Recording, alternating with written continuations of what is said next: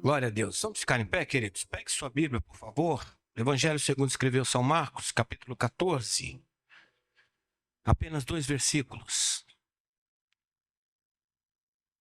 Marcos, capítulo 14, verso 29 e 30.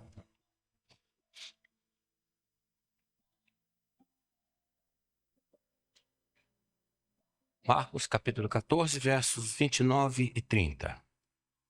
Diz assim: E disse-lhe Pedro: ainda que todos se escandalizassem, nunca, porém eu. E disse-lhe Jesus: em verdade te digo que hoje, nesta noite, antes que o galo cante 2 vezes, 3 vezes me negarás. Mais uma vez. E disse-lhe Pedro: ainda que todos se escandalizem, nunca, porém eu. E disse-lhe Jesus: em verdade te digo que hoje, nesta noite, antes que o galo cante 2 vezes, 3 vezes me negarás. Amém? Coloque sua Bíblia no banco, por favor. Feche seus olhos. Deus amado, essa aqui é a tua palavra, Senhor. E nós viemos aqui, Senhor, para sermos ministrados por ela, Pai. Deus amado, nós repreendemos toda a palavra contrária, Senhor, tudo aquilo que se levanta contra a tua palavra nesta noite. Que os nossos corações, as nossas mentes estejam cativas, Pai, à tua palavra, Senhor. E que saímos aqui transformados, renovados pelo poder da tua palavra. É o que nós te pedimos em nome de Jesus. Amém? Tome seu assento, querido. Diga quem está ao seu lado assim, fique bem à vontade. Querido, você conhece a história? Não é preciso eu dar uma introdução aqui sobre o texto, porque você conhece bem essa história. E Pedro, apesar dele afirmar para Jesus que não iria traí-lo, né? Pedro, ele traz Jesus, né, de uma forma grotesca, terrível, E ao trair Jesus, queridos, ele fracassa em tudo aquilo que ele tinha pensado, tudo aquilo que ele havia planejado e tudo aquilo que ele havia dito a Jesus. E, queridos, o fracasso, ele pode gerar algumas coisas, algumas situações na vida de pessoas que fracassam em alguma área da sua vida. Quantos já fracassaram aqui em alguma coisa? Todos nós, né? Eu já fracassei muitas vezes. E Pedro, queridos, ele afirma para Jesus: olha, eu não vou te trair de forma alguma, né? Ele chega até a fazer uma comparação com os outros. Olha, os outros, né? Os outros até podem te trair, mas eu jamais te trairei, né? E ele fracassa diante dessa situação. E o fracasso, irmãos, ele pode gerar algumas coisas, algumas situações. Por exemplo, o fracasso, ele pode gerar dúvidas na capacidade de a pessoa ter sucesso em alguma coisa que ela faz. A gente vê muitas pessoas que fracassaram, né, na questão de relacionamentos, por exemplo, né, porque deu errado, porque não deu certo. Ela permite que aquele fracasso, aquele problema que ela enfrentou, ele venha afetar a capacidade de ela ter um novo relacionamento, dela ser feliz novamente, né? Outros fracassaram na vida empresarial, né? Alguma coisa não deu certo e o fracasso, irmãos, ele pode gerar dúvidas quanto à capacidade. E tudo, queridos, que o inimigo quer, tudo que o inimigo quer é que você fracasse em alguma área da sua vida, para que você perca a visão da capacidade de você conseguir se erguer novamente. O fracasso também, queridos, ele pode arrasar com a nossa confiança. A maioria das pessoas que fracassam em alguma área da sua vida, né, elas tendem a perder a confiança. Elas tendem a não confiarem mais naquilo que elas tiveram que fazer ou que elas pretendiam fazer, né? Pedro, irmãos, ao cometer essa falha, ele na verdade, ele fracassa em 2 áreas. Uma das áreas é que ele fracassou diante da prova que ele estava enfrentando. Porque, na verdade, Pedro ali, ele estava sendo provado, né? Jesus estava preso e estava havendo uma perseguição ali. Então alguém disse, olha, você estava com Jesus. E ele diz, olha, eu não conheço, nunca vi, nunca estive com ele, né? E ao cometer, irmãos, essa falha, esse fracasso, ele falha em duas áreas. Uma, né? A primeira, ele falha diante da prova, né? Que ele está passando. Quantas pessoas, queridos, passam por uma prova e elas fracassam? Elas não entendem que talvez o que ela esteja passando seja uma provação, né? Elas não entendem que talvez seja Deus provando, ou aquela provação que ela está passando, ela tem um propósito. Porque, querido, tudo que nós passamos tem um propósito. Tudo que nós passamos tem um propósito.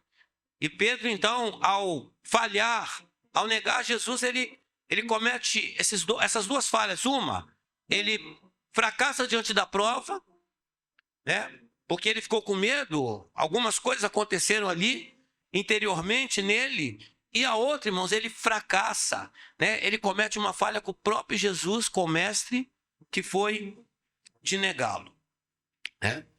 E Pedro, irmãos, ele não falha com qualquer pessoa, né? Ele falha com alguém que ele amava, né? Com alguém que ele prometeu que ele nunca falharia, né? Que nunca falharia, né?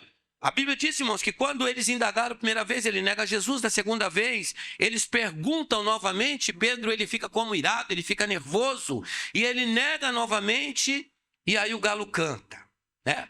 E eu penso, irmãos, que Pedro, ele deve ter tido, diante desse episódio, dessa situação que ele enfrentou, Pedro deve ter tido uma noite terrível, né? Porque ninguém esquece, queridos, quando erra. Ninguém esquece quando falha, né? Quando a gente comete um erro, uma falha, a gente não esquece, né? E existem erros, queridos, que nos perseguem a vida toda, né? A Bíblia diz, irmãos, que um erro propaga o outro erro e um abismo chama outro abismo. Então Paulo, irmãos, ele está vivendo esta situação diante de uma falha que ele cometeu, diante de um erro, né? Pedro está passando por essa situação. Mas menos de um mês, queridos, né? A Bíblia, ela vai narrar a história. Pedro, ele volta para Galileia, talvez sem saber o que fazer. Talvez Pedro esteja desacreditado de si mesmo, porque quando nós falhamos, quando nós erramos, a gente fica meio que desacreditado, né? Eu me lembro que uma vez, assim que eu saí do instituto lá de música que eu estudei, houve uma prova para um concurso, e eu estudei, peguei as partituras, estudei de madrugada, e fui para a prova achando que eu estava muito bem. E aí eu fui reprovado. E aí o primeiro pensamento que diz, olha, eu não sei nada, tudo que eu estudei foi em vão, e eu acho que eu vou desistir disso aí porque não é minha praia. Então, queridos, a tendência de quem falha, e eu, quando falo em falha, eu não estou falando aqui só de pecado, queridos, né? Eu estou falando de várias situações que você, que a sua família, você pode ter falhado, né? Com pessoas, em negócios e uma série de fatos, né?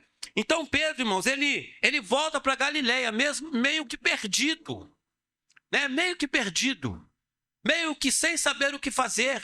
Afinal, ele tinha traído a quem ele amava, ele tinha traído alguém que ele andara com essa pessoa 3 anos, né? Alguém que estava lado a lado. E no momento que mais precisou, ele falha, ele erra. E aí, queridos, ele volta sem saber o que fazer, né? E ele diz, olha, eu vou pescar, né? Decidiu ir pescar, queridos, né? Não tinha o que fazer, perdido, já desacreditado, ele resolve ir pescar. Talvez o pensamento de Pedro naquele momento, querido, fosse esse, olha, eu errei, eu vacilei, eu pisei na bola, eu não sou mais discípulo, eu não sou mais nada. Jesus não vai me querer mais. Talvez esse fosse o pensamento de Pedro. E talvez esse também, querido, seja o pensamento de quem erra. Talvez você que está aqui nessa noite, você errou. Você falhou em alguma área da sua vida. No seu âmbito familiar, quem sabe numa vida empresarial, quem sabe algumas questões espirituais, você falhou, você errou. E assim como Pedro, você está aqui desacreditado. Né? Quantas pessoas, queridos, que estão hoje desacreditados? Estão na igreja, eles vêm aos cultos, mas estão desacreditados. Olha, eu não creio que Deus vai fazer, porque está há tanto tempo, essa situação aconteceu há tanto tempo. E Pedro, queridos, estava se sentindo assim. Eu vou pescar, porque eu não sou mais discípulo, né? Eu cometi um erro muito grave, eu pisei na bola com Jesus, eu vacilei, né? E eu não sou mais nada, eu não sirvo mais para nada. Mas, queridos, então ele decide, ele toma uma decisão, queridos. Ele toma uma decisão. Qual é a decisão? Eu vou voltar para a minha vida e fazer o que eu fiz a vida toda. Porque eu errei, porque eu vacilei, porque em alguma área da minha vida eu não correspondi ao chamado. Interessante, irmãos, que nós tivemos em Campos 2 anos, quase 2 anos, né? E na época precisou de um pastor lá e nós nos expusemos e fomos, e aí nós precisamos voltar por várias questões, né? Por várias questões. A igreja estava bem, o pessoal estava bem, mas nós precisamos voltar. E eu entrei no gabinete do pastor Wilson numa quarta-feira, né? Uma quarta-feira, todo sem jeito. E meu Deus, o que eu vou falar com ele, né? Meio com vergonha, né? E sem jeito.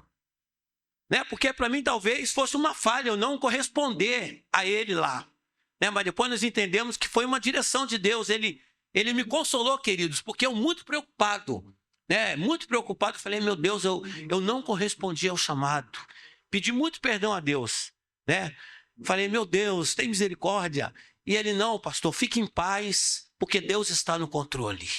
Deus está no controle de situação. Mas Pedro, queridos, ele estava se sentindo assim. Eu não sou mais discípulo. Olha, eu traí alguém que eu amava, e não era qualquer um, queridos, né? Era Jesus, né? Então, eu vou pescar e vou voltar para a minha vidinha. Então, irmãos, a primeira estratégia que o inimigo quer, querido, diante de uma falha, é que você volte à vida anterior. Que você deixe de fazer aquilo que Deus quer para a sua vida como propósito. Olha, eu não vou pregar mais, não vou cantar, eu não vou participar mais, eu não vou ensinar, eu não vou ir à igreja como eu ia, eu não vou orar, não vou mais ler a Bíblia, porque eu desanimei, porque eu falhei em alguma área, né? Alguma coisa aconteceu que eu falhei, eu acabei vacilando, e aí eu não sou mais quem eu era, e por esse motivo eu vou voltar. Foi esse, queridos, o pensamento de Pedro. Eu vou voltar, eu vou pescar e vou voltar a fazer, né, o que eu fiz a vida toda, que foi pescar. Ele seguira Jesus, queridos, durante 3 anos. 3 anos, né? E ele volta à pesca, desacreditado. Né? O seu pensamento, eu fracassei como discípulo. Eu fracassei como discípulo. E às vezes as pessoas, irmãos, elas olham para si em algumas áreas da sua vida, que eu não sei, mas você sabe qual é, e diz, olha, eu fracassei nessa área. Né? Quantos homens, né, fracassaram com a esposa? Fracassaram com os filhos? Né? Quantas mulheres fracassaram? Quantas pessoas fracassaram na vida ministerial? Quantas pessoas fracassaram diante de relacionamentos? E quantas pessoas, queridos, fracassaram com Jesus? Porque quando aceitaram Jesus, o primeiro amor, né? E era aquela coisa toda, e com o passar dos anos, com a vida cristã, ela vai esfriando e vai permitindo que a vida cristã, ela vire uma rotina. E ela vai fracassando. Então Pedro, irmãos, ele se sente assim. Ele se sente um fracasso como discípulo. Ele até sabia que Jesus havia ressuscitado, né? Mas aquele sentimento de fracasso o perseguia. Talvez aqui nessa noite, queridos, haja pessoas que estejam aqui, que talvez algum sentimento de fracasso esteja perseguindo a sua vida. alguma coisa que não deu certo, alguma coisa que deu errado, que você não foi fiel ao que tinha que ser. E talvez você esteja se sentindo como Pedro, fracassado, desacreditado. Né? Você até ouve, mas você não acredita mais que vai dar certo. Né? Deus está dizendo para você, queridos, eu sou Deus que faz mudanças. Né? E por causa disso, queridos, né? A pessoa acha que não vai ser mais bem-sucedido, não pode mais servir a Jesus, né?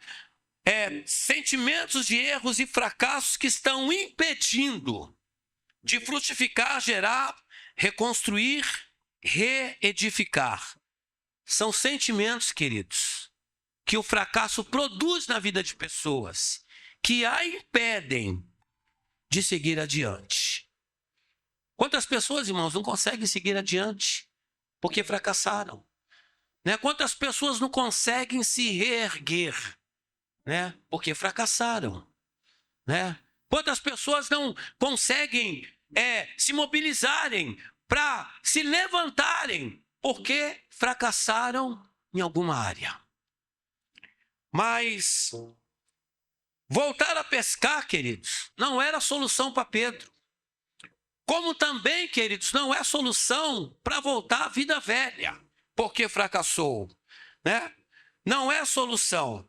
Essa solução, querido, não é a que Deus tinha separado para Pedro. E não é que Deus tenha separado para a sua vida. Se você fracassou em alguma área da sua vida, Deus está te dando uma nova chance.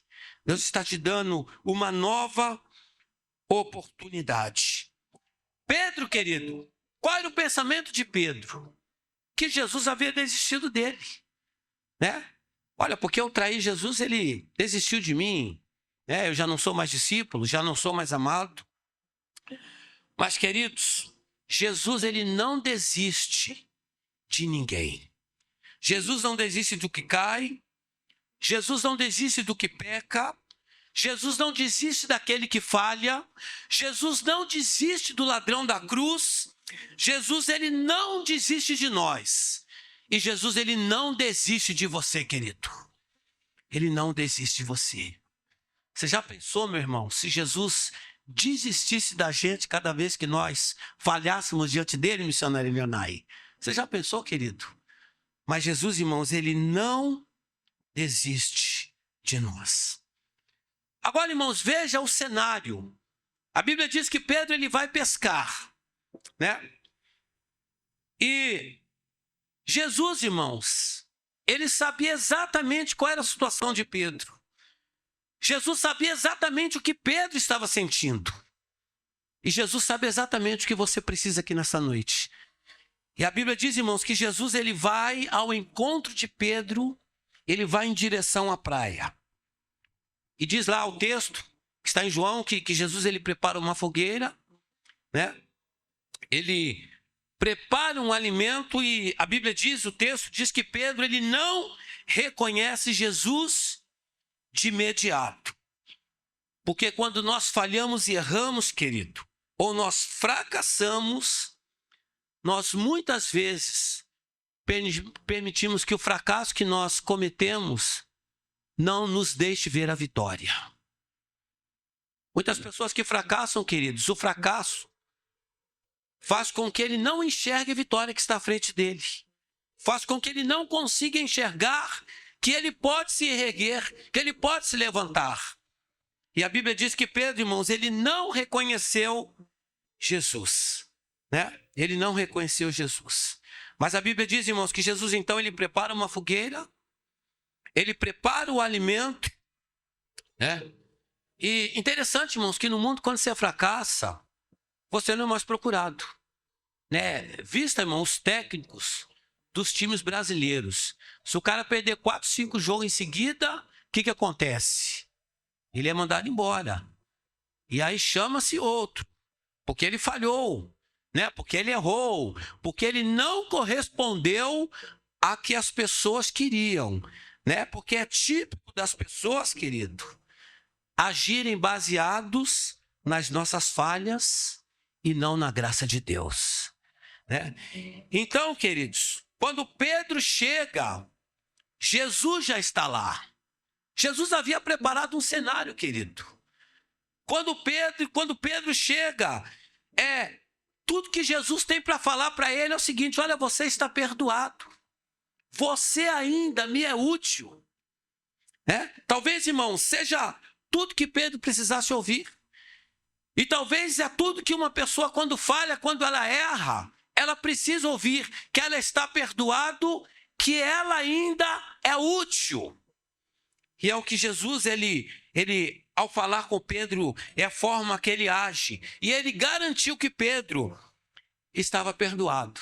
Porque, queridos, nenhum erro é maior que a graça de Deus. Nenhum erro é maior que o amor que Deus tem pela sua vida. Nenhum erro é maior do que a promessa que Ele tem para você. Nenhum erro, querido, por pior que seja o erro, que seja a falha, que você tenha cometido, nada disso, queridos, é maior do que a graça do Altíssimo sobre a sua vida, do que a misericórdia de Deus. Jesus, então, ele prepara aquele cenário, ele prepara um alimento como sinal de amizade, e quando Pedro chega, Jesus disse: olha, come, senta, vem para a mesa. Na prática, Jesus estava dizendo isso: olha, vem para a mesa. E Pedro pode ter: olha, mas eu errei, Senhor, eu não sou digno, mas Jesus está dizendo: olha, não importa o que você fez, você ainda me é útil. Vem para a mesa. É o que Deus, irmãos, está dizendo, talvez para pessoas aqui nessa noite: vem para a mesa porque eu te perdoei. Vem para a mesa porque eu quero te transformar. Vem para a mesa porque você para mim ainda é útil. Vem para a mesa porque você ainda é meu discípulo. Vem para a mesa porque você ainda é um escolhido meu. Querido, só senta à nossa mesa quem a gente quer honrar.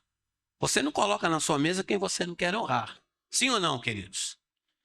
A gente só coloca na nossa mesa quem nós queremos honrar. E o que Jesus está dizendo para pessoas aqui nessa noite, queridos: vem para a mesa, porque eu quero honrar a sua vida. Não importa a falha que você cometeu, não importa o erro que você cometeu, talvez em algumas áreas da sua vida você possa ter cometido erros, e você possa estar se condenando por isso. Mas o Senhor está dizendo: vem para a mesa, porque ainda há uma oportunidade para você. O perdão de Jesus, queridos, é diferente do mundo. Porque o mundo perdoa, mas ele perdoa e diz: olha, é ele lá e eu aqui. O mundo é assim, queridos: olha, eu te perdoo, mas a partir de hoje é você lá e eu aqui. A gente não tem que ter um relacionamento, mas o perdão de Jesus é diferente, queridos, porque além dele perdoar, ele restaura. Foi o que ele fez com Pedro. Ele perdoou a falha de Pedro, aquilo que Pedro havia errado, falhado com ele, e ele restaura Pedro. E ele diz: olha, você para mim ainda é útil. Agora, queridos, por que Pedro ele falhou? Por que Pedro tropeçou? Primeiro, queridos, ele julgou ser mais forte do que os outros. Porque ele disse: olha, os outros podem te trair, mas eu jamais vou te trair. Olha, os outros eles podem fazer, mas eu, A gente às vezes faz isso: olha, pastor, os outros podem te abandonar, mas eu jamais te abandonarei. E ele falha por quê, queridos? Porque ele julgou ser mais forte do que os outros. E a gente entende, irmãos, que não há ninguém forte, querido. Não há ninguém forte. Todos caímos, todos erramos feio, todos falhamos. Ele falhou também porque ele se comparou aos outros. Porque ele olhou para os outros, se achou melhor. Alguns olham para os outros e se acham melhores. Outros se olham para os outros e ficam ressentidos. Alguns olham para os outros e acham que Deus é injusto, porque Deus dá para ele e não dá para mim. Alguns olham para os outros e acham que merece mais do que os outros. Tem pessoas que olham para os líderes e se tornam críticos. Se a gente pensar, queridos, que é melhor do que os outros, a gente fica orgulhoso. E se a gente pensar que é pior que os outros, a gente acaba se tornando pessoas amargas. Se eu achar que eu sou melhor, eu fico orgulhoso. E se eu achar que eu sou pior, né? Aí eu vou ficar amargo, porque eu estou me sentindo pior. Eu sou o pior, né, de todos e tal. Então, queridos, o que a gente faz? Olhe para Jesus, o autor e consumador da nossa fé, né? Olhando para Jesus, querido, a gente é liberto do orgulho e liberto da amargura. A gente é liberto de pensar que é o tal, mas também somos libertos de pensar que somos o pior de todos, né? Então, precisamos, queridos, olhar para Jesus. Agora, queridos, quando a gente fala em fracasso, em erro, né? Quando a gente fala que alguma pessoa errou, o pastor Wilson falou sobre isso aqui. Quando a gente diz que alguém errou, a gente logo pensa um pecado cabeludo. A gente já pensa o pior pecado que existe, né? Mas nem sempre, queridos, nós acertamos. Por exemplo, a gente pode falhar, pode errar em coisas simples, né? A pessoa, às vezes, ela faz uma compra que não deveria fazer. E aí, a coisa dá errada. E aí, ele não consegue, né? Eu tive um amigo que ele comprou um carro para trabalhar de Uber. Que ele ficou desempregado, ele pegou o dinheiro que ele tinha, investiu no carro e não fez o seguro. E aí, a sustentabilidade dele para pagar o veículo e se manter a família era o carro. E o carro não tinha seguro. E num certo dia à noite o carro foi roubado. E nem Uber, nem carro e nem emprego. E aí ele falou, olha, eu fracassei, eu errei porque eu tinha que ter feito seguro e não fiz, né? Algumas pessoas, elas falham porque elas tomam decisões erradas, né? O que mais o ser humano faz, querido, é tomar a decisão errada. Quando ele vê, ele já tomou a decisão errada. E aí ele, caramba, eu falhei. Tomei uma decisão errada, que não poderia ter tomado, né? Outras, elas falam o que não deviam falar, né? Quando vê, já falou. Ou algumas entram numa situação e aí ele não tem nada a ver com a situação, né? E eu me lembro de uma história que um pastor amigo meu contava, que lá na Flórida, uma época atrás teve um incêndio, há muitos anos atrás teve um incêndio muito grande, de forma que o corpo de bombeiro não teve como apagar o incêndio, e aí alguém disse, olha, na cidade vizinha aqui tem um lago muito grande, então se vocês conseguirem pegar água do lago, vai poder apagar o incêndio. E aí mobilizaram as forças lá, mobilizaram helicópteros e tal, e eles foram com aqueles guinchos que puxa água. E nesse dia, queridos, um mergulhador, isso foi verídico, queridos, ele estava fazendo um mergulho. E aí quando o helicóptero lançou o içador, que ele pegou a água, ele pegou o cara junto. E aí o cara descobriram lá, porque viram o material de mergulho lá, o cara torrou no fogo, porque não tinha nada a ver, o cara estava numa cidade vizinha, que não tinha nada a ver com o incêndio que estava pegando. Há pessoas, queridos, que entram em incêndios e não tem nada a ver com isso, mas ela entra no incêndio. E aí depois que ela entra no incêndio, ela acaba se incendiando junto, e aí ela, caramba, o que eu fui fazer? Eu não tinha que ter me metido nisso. É verdade ou não é, queridos? E aí, são falhas, queridos, né? Pessoas que investiram errado, né? Esse dia eu falei com um amigo meu aí que investiu errado, né? O negócio subiu lá, e ele investiu e o negócio caiu do nada, e ele perdeu tudo que ele tinha. E agora está se culpando, a família está culpando, né? Os amigos estão culpando, não, mas eu te avisei e tal. Queridos, são falhas, são erros que nós cometemos no dia a dia, querido. Talvez uma palavra errada com a sua esposa, né? Talvez uma atitude errada com uma pessoa, talvez um pensamento errado de alguém. Nós falhamos, queridos, nós erramos diante de pessoas, diante de Deus, né? Mas o que Deus está dizendo, querido? Eu vou te restaurar. Ele é capaz de perdoar, querido. Pedro, irmãos, cometeu um dos erros talvez mais graves do mundo, que foi negar a Jesus. Mas Jesus, qual é a atitude de Jesus, querido? Ele prepara o cenário para Pedro. E ele recebe Pedro e diz: olha, come e senta. Vem para a mesa, porque você ainda me é útil. Eu não sei, querido, que área da sua vida você falhou. Eu não sei em que área da sua vida que você errou. Eu não sei em que área da sua vida que você está desacreditado. Desacreditado. Talvez nos relacionamentos, talvez em algumas situações familiares, talvez situações ministeriais que você desacreditou. Você não acredita mais que pode acontecer, que vai acontecer, né? Por ter tentado tantas vezes e tantas vezes você ter falhado. Mas Deus está dizendo nessa noite: eu sou Deus que restauro todas as coisas. E Ele não desiste de você, querido. Ele não desiste. Deus não desistiu de mim, querido. Deus não desistiu do pastor Wilson. Deus não desistiu do pastor Joel, dos pastores. Deus não desistiu desse pastor aqui que tem um testemunho lindo. Deus não desistiu de pessoas aqui, queridos. E Ele está dizendo: eu não desisti de você. Você ainda me é útil. Amém, querido? Vamos ficar em pé. Eu queria orar pela sua vida.